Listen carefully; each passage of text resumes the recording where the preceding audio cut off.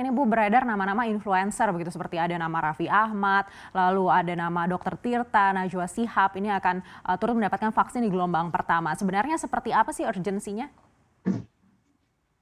Ya, jadi seperti saya sampaikan bahwa ini sebenarnya, perencanaan yang masih awal sekali ya, dan masih dalam diskusi untuk pembahasan-pembahasan yang lebih lanjut untuk, memfinalkan.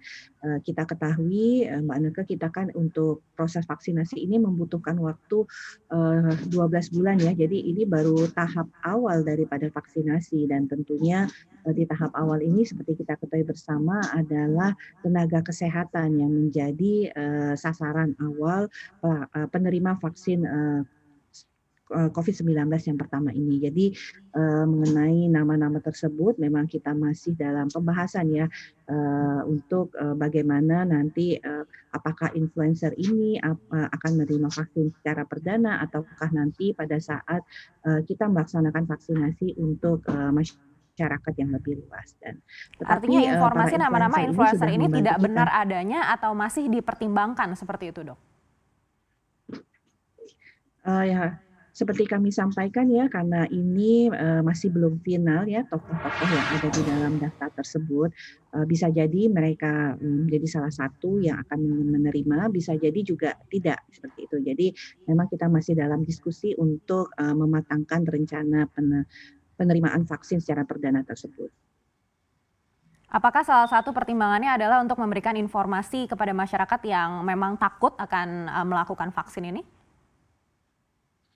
Kalau terkait dengan, upaya kita melakukan edukasi dan sosialisasi, sebenarnya para influencer ini, sebagian sudah, kita libatkan di awal-awal ya. Bahkan, kita punya juga, Dokter Reisa sebagai duta adaptasi kebiasaan baru, yang merupakan juga, salah satu, influencer yang bisa menyampaikan atau menjadi tempat untuk, masyarakat bertanya, seperti itu. Jadi keterlibatan para influencer ini sejak awal sudah, mulai, kita, lakukan, komunikasi dan koordinasi, tentunya dalam, batas untuk melakukan sosialisasi dan edukasi.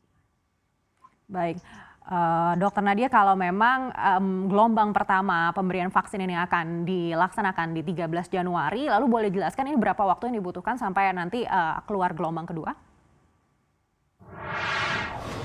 Ya, kita tahu Mbak Neke bahwa, proses pelaksanaan vaksinasi di Indonesia ini yang awalnya adalah, 15 bulan yang kemudian, Pak Presiden meminta untuk melakukan akselerasi dalam 12 bulan, yang artinya adalah, kita harus mengupayakan pemenuhan 426, juta dosis vaksin ini ya.